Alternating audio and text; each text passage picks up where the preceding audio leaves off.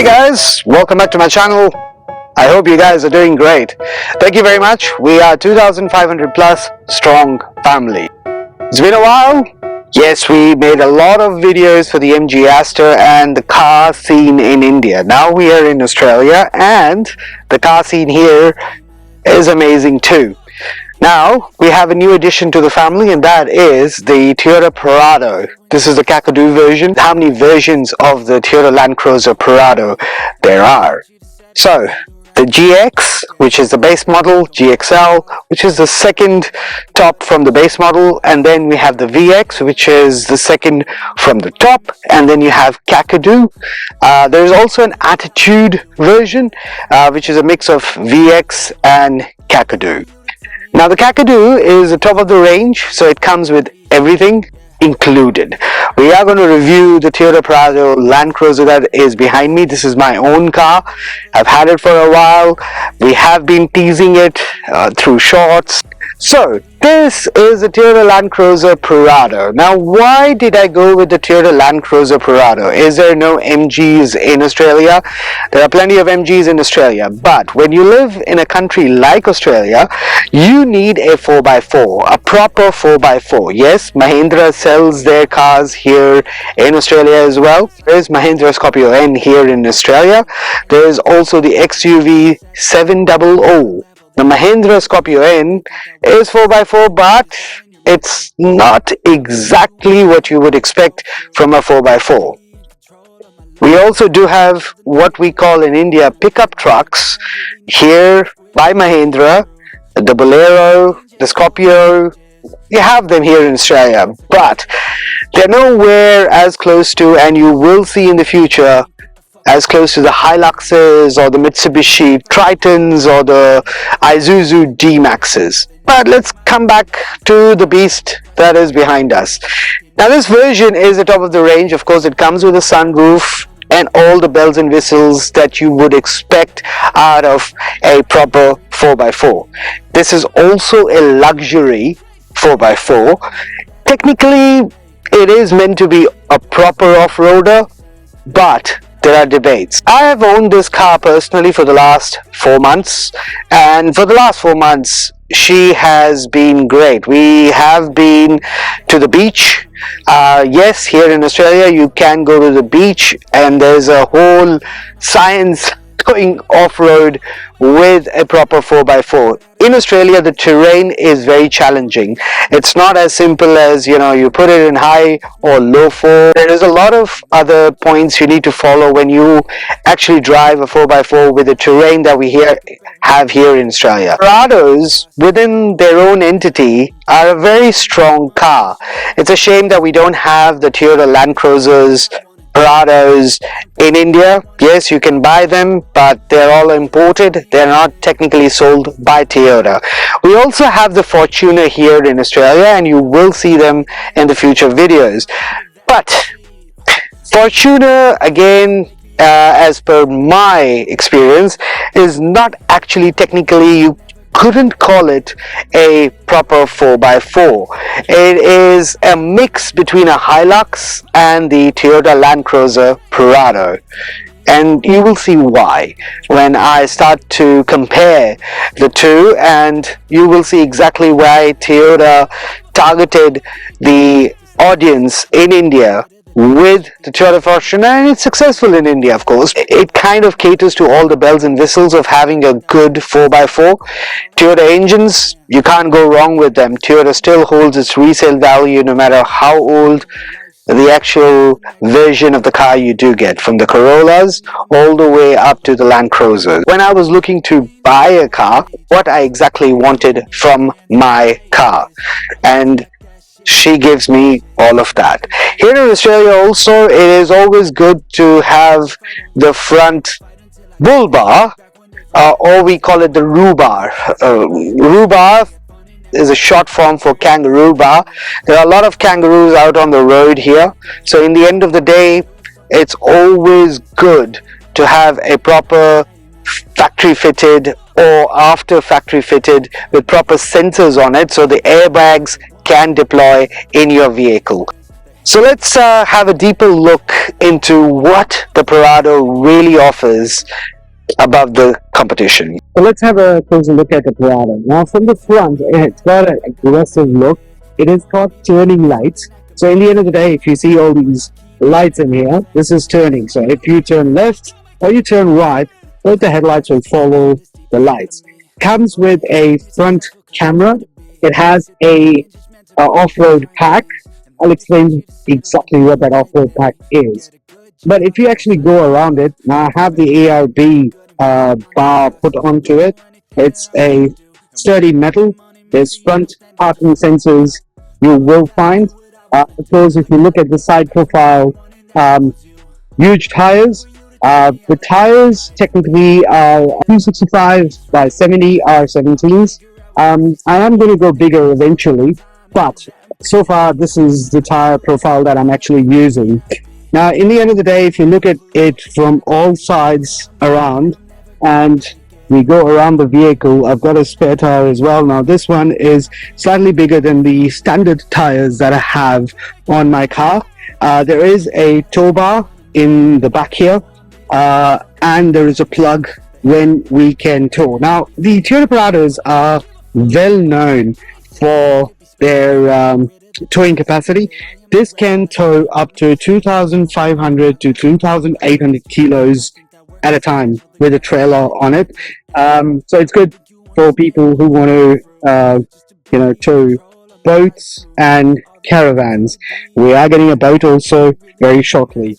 Now, if you look at it, there's reversing cameras, reversing sensors as well.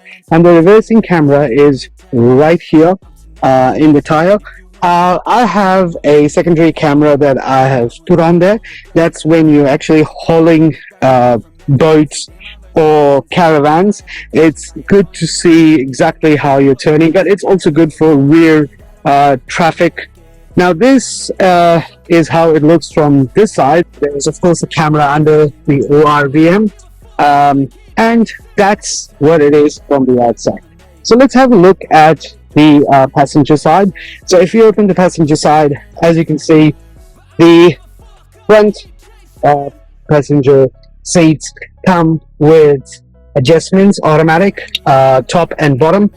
Its front two seats and the rear seats is, of course, in the end of the day, ventilated, both heating and cooling. So for the rear passengers, you will find AC vents on the top there, both sides, which is very, very good for the rear. This is a 7-seater, so there are in the back as well. You can bring up the seats, not manually, it's automated. I'll show you how that works. Then you get armrest in the middle here, which is pretty handy, pretty plush.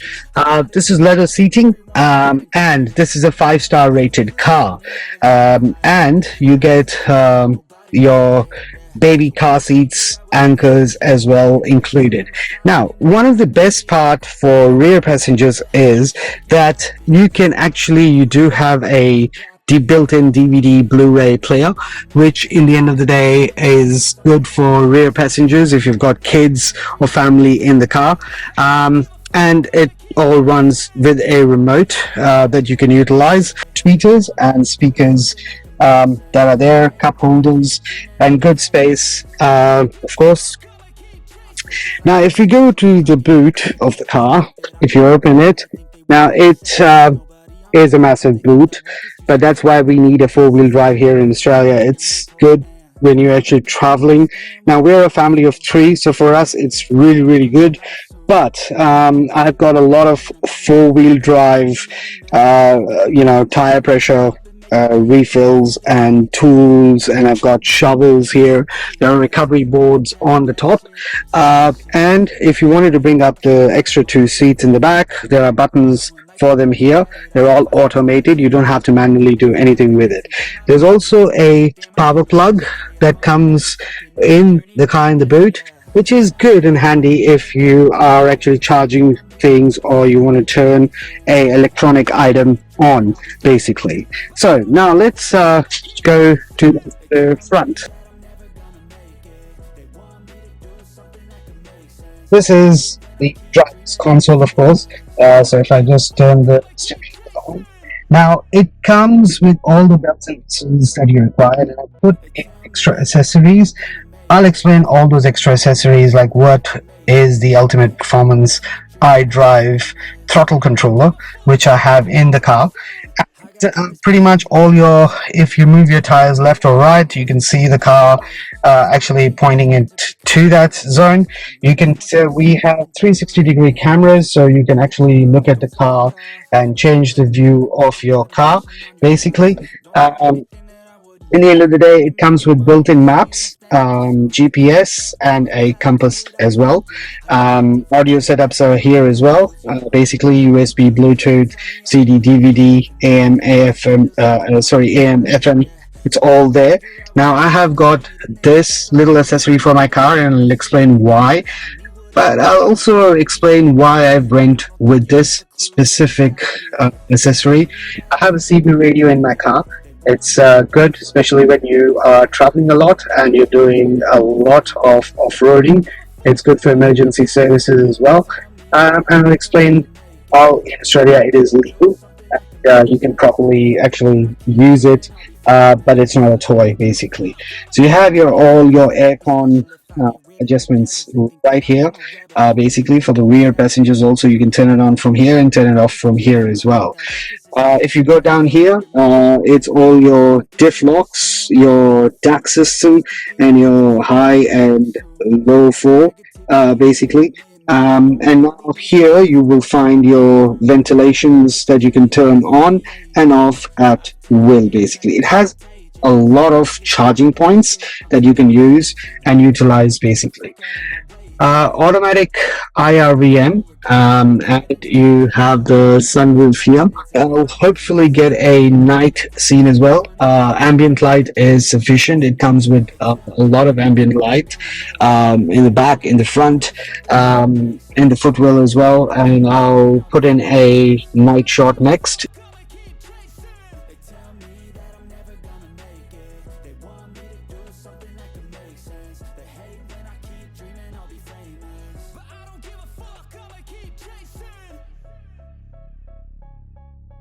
Now, the gear shifter is right here. You can shift all your gears from here. You can put it in sports mode as well. And the beauty about it is it comes with air suspension. So basically, you can lift the suspension up and down. You can change the setting of your basically your suspension, how hard you want it, how soft you want it. Traction control can be turned on and off from right here. On the other side, you have, of course, the start-stop button, and you have the control for your ORVMs, and in the end of the day, your ambient light adjustment. And I have got spotlights put up on my bar, on my roof bar or bull bar, that I can turn on and off from right here. Also, it comes with headlight cleaning button, so you can actually clean your headlights from right here. Driver's seat. If 2 different people or 3 different people are actually driving the car, you can actually adjust what their settings or their profiles are. The steering wheel is automated. Basically, with a flick of a button, you can raise it up and down, telescopic, and back, of course. Auto headlights. You can reduce the infotainment system or the MID's lighting as well. Handle grip bars for both sides, passenger and of course the driver as well.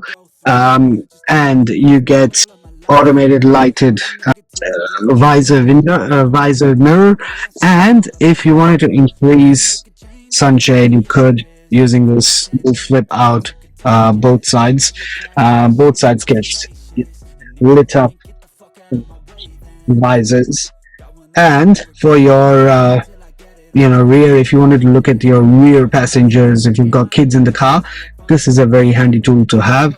And you can put your sunglasses in here as well. Light me up, don't you stop. Now that you've seen the insides and the car's offerings, let's go for a little bit of a drive and see what is the car capable of.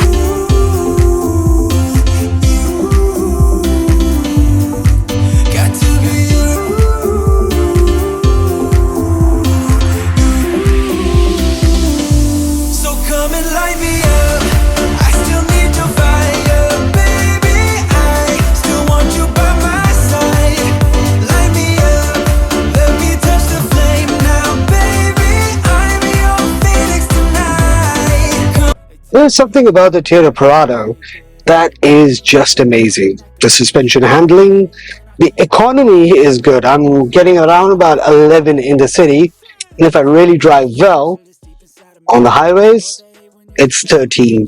But if you're buying the Toyota Prado, you're not buying it for its mileage. You're buying it because you really want a car that can really be a beast all the time and sometime. Now, Toyota claim that this is technically a all-time four-wheel drive, which means, in the end of the day, it's always a four-wheel drive. It's not a front wheel or a rear wheel drive. That makes the Toyota Prado an awesome car to own and an awesome car to drive. To be very honest, it's Australia's favorite car, and even in the Middle East, the Toyota Prado is a very high-selling car. It's built on the same platform of the LandCruiser.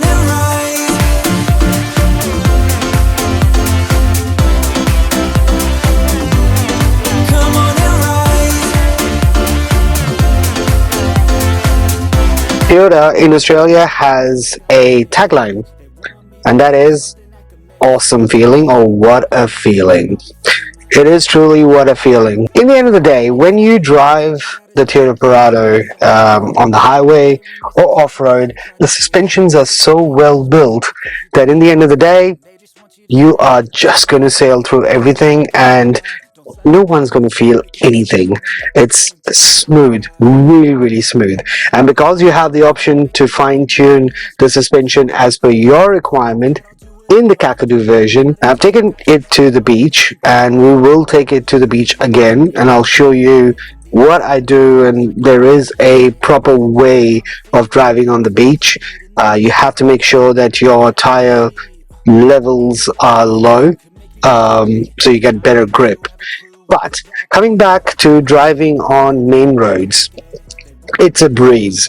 You literally don't feel any bumps. Not there are any bumps that here in Australia that you have to be very, very concerned about. But you do get road humps, and the car, you will rarely ever feel any form of feedback. It's smooth sailing.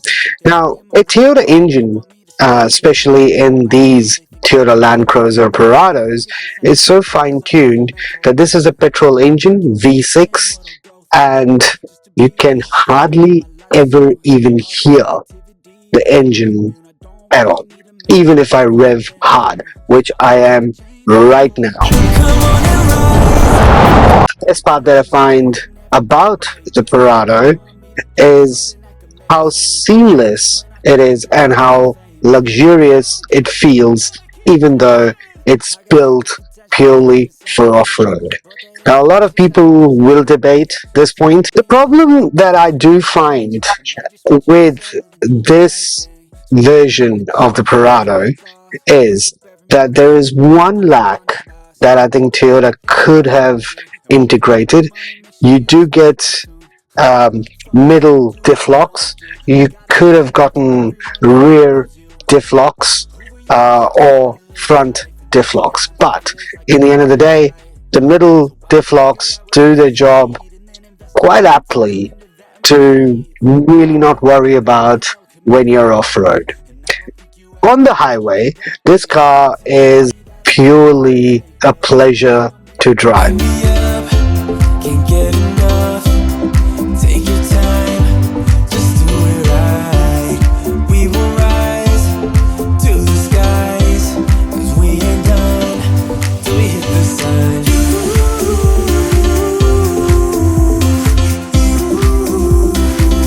The comfort it gives, the comfort you have while you drive the Toyota Prado LandCruiser is just amazing.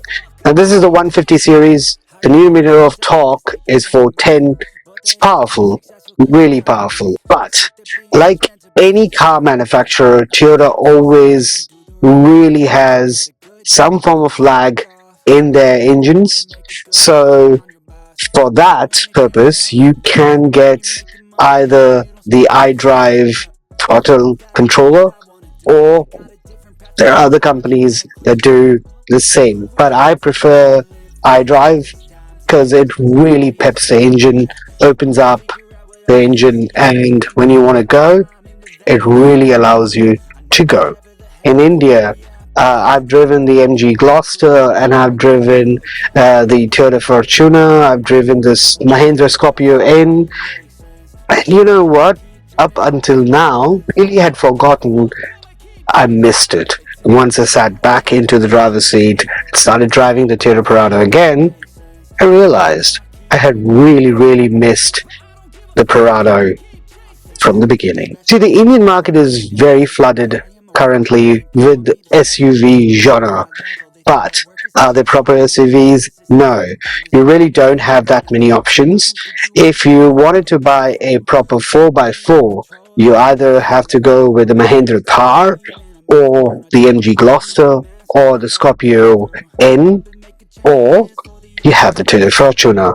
Yes, Ford's making a comeback to India, but I wonder, and I've seen the Ford Raptor and the Everest, which is the Endeavour equivalent from India, here in Australia, and you can talk to anyone and they will tell you they will pick, if you give them an option between the Everest or the Toyota Prado, they'll definitely go the Toyota Prado.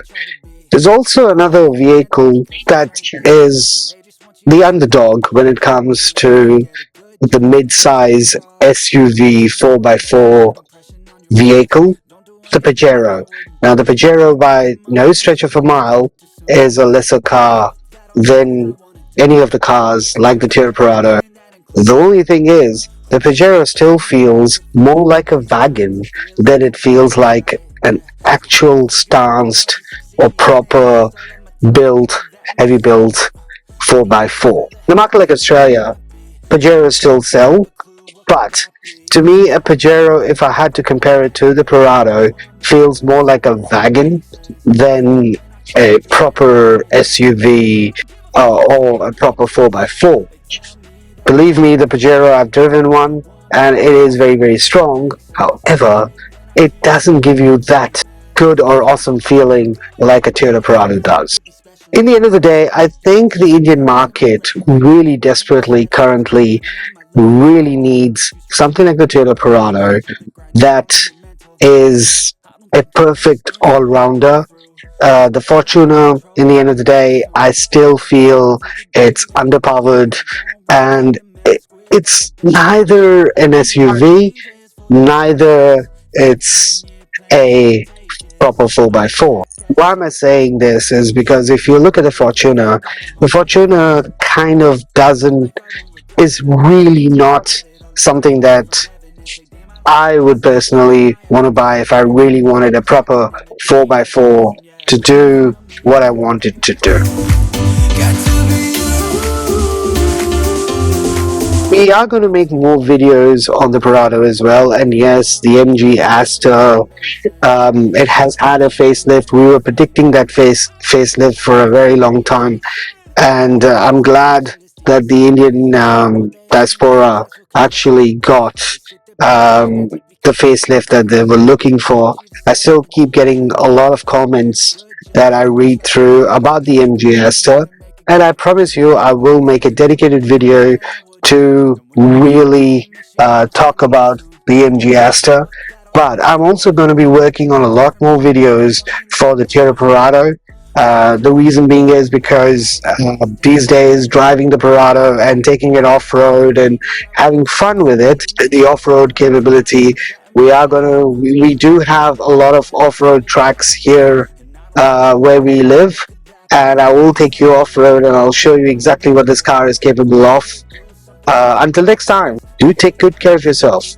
Before you go, don't forget, if you're new to the channel, subscribe and click that bell notification so you can get all the notifications of our videos moving forward.